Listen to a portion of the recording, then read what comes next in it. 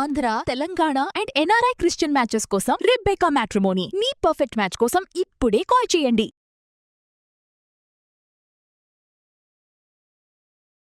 నమస్తే, welcome to our channel. నేను మీ anchor రేఖ. అయోధ్యకి సంబంధించి ఇప్పటికే చాలా విషయాలు కూడా బయటకు వచ్చినటువంటి పరిస్థితి కనిపిస్తుంది. దాదాపుగా 200 కోట్ల స్కామ్, అంటే అక్కడ దొంగతనానికి సంబంధించినటువంటి విషయాలు కూడా బయటకు వచ్చాయి. ఈ నేపథ్యంలోనే చూసుకుంటే ఈ ఏడాది ఏప్రిల్ 27 నుంచి జూన్ 3, అంటే దాదాపుగా 40 రోజుల్లో 70 దొంగతనాలు జరిగాయట. అది కూడా అయోధ్యలో అన్ని కెమెరాస్ ఉండి అంతమంది అధికారులు అక్కడ ఉంటున్నప్పటికీ కూడా 70 దొంగతనాలు. దీనికి సంబంధించినంత వరకు సో ఏంటంటే 77,55,000 విలువ చేసేటువంటి వస్తువులను కూడా స్వాధీనం చేసుకున్నట్టు సీట్ అధికారులు ఇప్పటికే వెల్లడించినట్టు తెలుస్తుంది. కానీ దీన్ని ఒక్కటే కాదండి, ఇక్కడ చాలా వరకు కూడా 200 కోట్లకు సంబంధించినటువంటి వస్తువులు అక్కడ చోరీ జరిగినట్టు తెలుస్తుంది. సో ఈ నేపథ్యంలోనే అన్ని సీసీటీవీ కెమెరాలు ఉంటే ఎక్కడి నుంచి ఇవన్నీ కూడా దొంగతనం చేశారనంటే మీకు ఇక్కడ ఒకటి క్లియర్ కట్గా అర్థం కావాల్సింది ఏంటంటే అయోధ్యకి సంబంధించినంత వరకు సో చాలా సీసీటీవీ ఫుటేజ్లు అనేవి కూడా మనకి అవైలబుల్గా ఉంటాయి. ఎందుకనంటే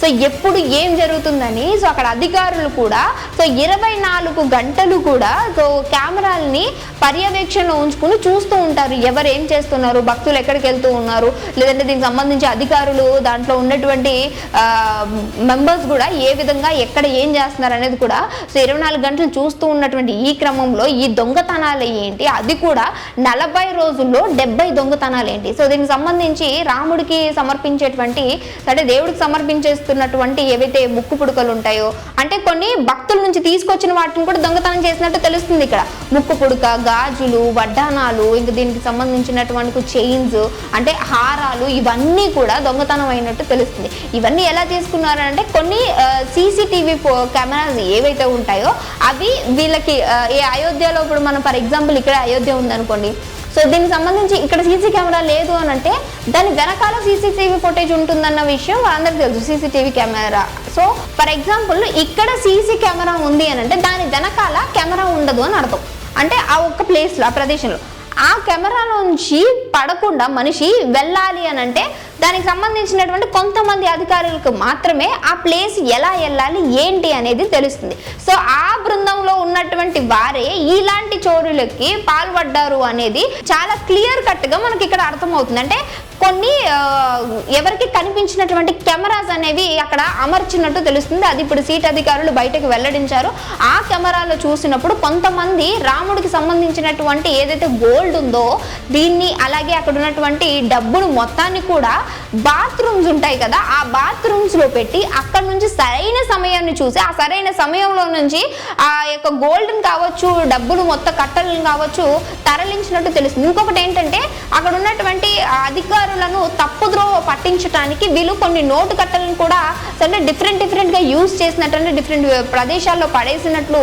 సో దానికి సంబంధించి ఇక్కడ నుంచి చోరీ జరిగింది అనుకుని ఇటు సైడ్ తప్పించుకోవడం. ఫర్ ఎగ్జాంపుల్ లెఫ్ట్ వెళ్ళాలంటే వీళ్ళు రైట్ సైడ్ వేయడము, రైట్ కి వెళ్ళాలంటే లెఫ్ట్ సైడ్ వేయడం, ఇగో ఇలాంటివి చేసి అక్కడ ఉన్నటువంటి చాలా మొత్తం యొక్క డబ్బులను అలాగే బంగారాన్ని సో చోరీ చేసినట్టు తెలుస్తుంది. అంటే ఇప్పుడు కేవలం సీట్ అధికారులు చెప్తున్నటువంటి విషయం ఏంటంటే అందులో ఉన్నటువంటి వ్యక్తులే సో దీనికి పాల్పడినట్టు తెలుస్తుంది. అధికారిక పొజిషన్ లో ఉన్న వాళ్ళే తెలుస్తుంది. సో ఇదే చూసుకుంటే ఎవరు అంత కీలకంగా ఇందులో ఉన్నారు అని చూసుకుంటే శ్రీరామ జన్మభూమి అయినటువంటి తీర్థక్షేత్ర ట్రస్ట్ యొక్క ప్రధాన కార్యదర్శి అయినటువంటి చంపత్ రాయ్ సో ఆయన రాజీనామా చేసినట్లు తెలుస్తుంది. ఎందుకు రాజీనామా చేశారు అనేసి అంటే ఇంకొకటి అనిల్ కూడా ఉన్నటువంటి పరిస్థితి కనిపిస్తూ ఉంది.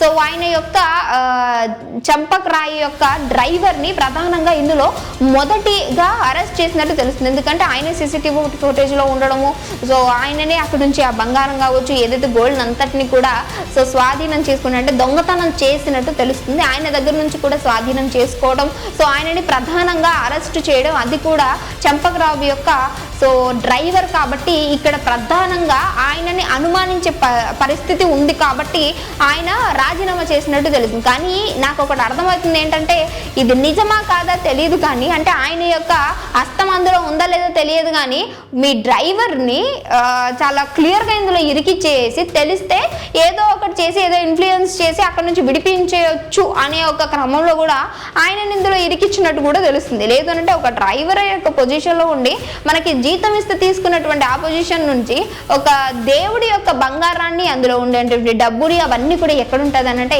ఈ ట్రస్ట్కి సంబంధించినటువంటి చంపక ఈయన ఆధీనంలోనే ఉంటాయి. సో ఈయన యొక్క డ్రైవరే చేశాడు అనంటే ఇక్కడ చాలా వరకు కూడా అనుమానాలు వ్యక్తమవుతున్నటువంటి పరిస్థితి కనిపిస్తుంది. ఇంకొకటి ట్రస్ట్ సభ్యుడైనటువంటి అనిల్ కూడా సో ఈ యొక్క రాజీనామా చేయాలి అన్నట్టు కూడా చెప్పడం, ఆయన కూడా పదవి నుంచి తప్పుకుంటున్నాడు అని కూడా వార్తలు అయితే బయటకు వస్తున్నాయి. అసలు ఎందుకు చంపకరావుని రాజీనామా ఎందుకు చేయాలి అన్నారని ఆయనంతటా ఆయన ఎందుకు చేశాడంటే ఏదైతే ట్రస్ట్ కి సంబంధించినటువంటి గోల్డ్, డబ్బులు, అలాగే భూములు, వీటన్నిటి బ్యాంక్ డీటెయిల్స్ అన్నీ కూడా అంటే తప్పు ద్రోవ పట్టించటం. సో అంటే ఈ లెక్కలు ఏవి కూడా సరైనగా లేవు అన్నట్టు కూడా తెలుస్తుంది. వాటి గురించి అడుగుతున్నప్పుడు సీట్ అధికారిని ప్రశ్నిస్తున్నప్పటికీ ఎలాంటి సమాధానం లేదు. అసలు దీంట్లో లెక్కలన్నీ కూడా మిస్టేక్గా చూపించడం, ఒక లెక్కకి ఇంకొకటి రావడం, ఇంకొకటి రావడం, ఇలాంటివి రాసి అందరిని కూడా తప్పు ద్రోవ పట్టిస్తున్నటువంటి పరిస్థితి అక్కడ కనిపించడంతో ఇదంతా నా మీదకి ఎక్కడికి వస్తుందా, నా మెడకు చుట్టుకుంటుందా, నేను చేసిన నింద ఎక్కడ అంటే చేసినటువంటి మిస్టేక్ బయటపడుతుందా అనే ఒక క్రమంలో చంపక్ గారు అయితే నిజంగా రాజీనామా చేసినట్టు తెలుస్తుంది. ఎందుకంటే నిజాయితీగా ఉంటే నిక్కర్షగా సీట్ అధికారులు అడిగినటువంటి ప్రశ్నలకి సరైన సమాధానాలు ఇవ్వాలి. అలాంటి సమాధానాలు ఎక్కడ కూడా చంపక్ నుంచి రావడం లేదు. ఈ దొంగతనాల్లో మెయిన్ గా చంపక్ గారే ఉన్నట్టు తెలుస్తుంది. ఇంకో విషయం ఏంటంటే విశ్వసింధు సేవ అని చెప్పేసి ఈ ట్రస్ట్ వాళ్ళు కూడా శ్రీరాముడికి 200 కిలోల వెండినైతే సమర్పించారట. ఇది కూడా చంపక్ గారికే ఇచ్చినట్టు తెలుస్తుంది. ఆయన దానికి సంబంధించినటువంటి రసీదును ఇప్పటి వరకు కూడా వాళ్ళకి సీట్ అధికారులకి ఇవ్వలేదు. దానికి సంబంధించినటువంటి వెండి గురించి ఎలాంటి ఇన్ఫర్మేషన్ లేదు. అసలు ఎంత గోల్డ్ ఇచ్చారని వీళ్ళు చెప్తున్నారు. 200 అంటే దానికి సంబంధించి 200 కాదు అని చెప్పేసి కూడా ఆయన చెప్తున్నటువంటి పరిస్థితి కనిపిస్తుంది. అంటే ఇందులో ప్రధాన నిందితుడు ఎవరైతే ఉన్నారో, అంటే ఈ దొంగతనాల్లో పాలిభాగస్తులు ఎవరైతే ఉన్నారో అది చంపక్ రావే. నిజంగా ఆయన యొక్క ఆధ్వర్యంలోనే ఈ దొంగతనాలు జరిగాయి. నిజంగా దేవుడి దగ్గర దొంగతనాలు చేస్తున్నారు అని అంటే అసలు ఇలాంటి వాళ్ళని ఏమనాలో అర్థం కావట్లేదు. సో ఇదంతా కూడా దర్యాప్తు జరిగి కోర్టుకి, హైకోర్టుకి ఇది వెళ్ళాలి అంటే అక్కడ దీని యొక్క తీర్పు రావాలని కాంగ్రెస్ కి సంబంధించినటువంటి వాళ్ళు కూడా సో దీన్ని అధికారికంగా దీన్ని తీసుకొని వెళ్ళాలి. అసలు ఎవరు దీని వెనకాల ఉన్నారు, చంపకరావు గారు దీనికి సంబంధించినటువంటి రాజీనామా చేశారు, ఈ అధ్యక్షుడిలో ఉన్నటువంటి అనిల్ ఎందుకని సో ఇప్పటి వరకు కూడా ఎలాంటి ఇన్ఫర్మేషన్ ఇవ్వలేదు. ఎందుకు ఈయన యొక్క డ్రైవరే ఈ యొక్క దొంగతనాల్లో ప్రధాన నిందితుడిగా ఉన్నాడు. ఆయనని పట్టుబడిన వెంటనే సో నా డ్రైవర్ పట్టుబడ్డాడు కాబట్టి ఖచ్చితంగా నా వల్లే మిస్టేక్ ఉంటుందేమో, నేనే అంత అంటే లీనియన్స్ ఇచ్చానేమో అనే విధంగా కూడా ఆయన మాట్లాడుతున్నటువంటి మాటలు అంటే అంత సరైనవి కాదు. అలాగే కొంచెం సింకు లేకుండా కూడా ఉన్నాయి కాబట్టి ఈ ఆధ్వర్యంలో ఈ కేసు ఇంకా ఏ మలుపు తిరుగుతుందో అర్థం కావట్లేదు. కానీ 40 రోజుల్లో ఆల్మోస్ట్ 70 దొంగతనాలు, అది కూడా అయోధ్యలో జరిగాయంటే ఇది అసలు చిన్న విషయమే కాదు. ప్రతిరోజు కూడా కొన్ని వేల విరామాలు అనేవి అక్కడ వస్తూ ఉంటాయి. సో భక్తులు సమర్పిస్తూ ఉంటారు. ఇలాంటి క్రమంలో అక్కడ ఇన్ని దొంగతనాలు జరగడం నిజంగా సో అంటే ఇది శుభసూచకం కాదు. ఇలాంటివి జరగడం అనేది నిజంగా అంత సరైనది కాదు. ఇక మీదట ఇంకెన్ని జరగబోతున్నాయి. అన్ని వేల సీసీ కెమెరాస్ ఉన్నప్పటికీ ఇన్ని దొంగతనాలు చేశారంటే అందులో ఉన్న వాళ్ళే. సో అందులో ఉన్నటువంటి స్టాఫ్ అంతటిని కూడా మార్చి కొత్తది రీప్లేస్ చేస్తే బాగుంది. ఇంకొకటి నోట్స్ లెక్కింపులో కూడా ఇక మీదట డిజిటల్ గానే ఉండేటువంటి అవకాశం కనిపిస్తూ ఉంది. సో ఈ క్రమంలోనే ఏం జరుగుతుంది, ఇంకెన్ని నిజాలు బయటకు రాబోతున్నాయనే కోణంలో కూడా దర్యాప్తు చేస్తున్నారు. బట్ కాంగ్రెస్ కి సంబంధించి ఏదైతే కాంగ్రెస్ వాళ్ళు చూసుకుంటే అపోనెంట్ పార్టీ వాళ్ళు ఉన్నారో దీనికి సంబంధించి కరెక్ట్ గా ఇన్ఫర్మేషన్ మాకు కావాలి, అసలు ఏం జరుగుతుంది. ఎందుకంటే బీజేపీ వాళ్ళే అధికార పార్టీలో ఉన్నారు కాబట్టి వాళ్ళకి సంబంధించినంత వరకు వీళ్ళు గ్యాంబ్లింగ్ చేసే అవకాశం ఉంటుంది. బట్ దీనికి సంబంధించి అయోధ్యలో దొంగతనాలు జరిగినటువంటి ఈ 200 కోట్లకి సంబంధించి స్కామ్ అనేది చెప్తూ ఉన్నాము.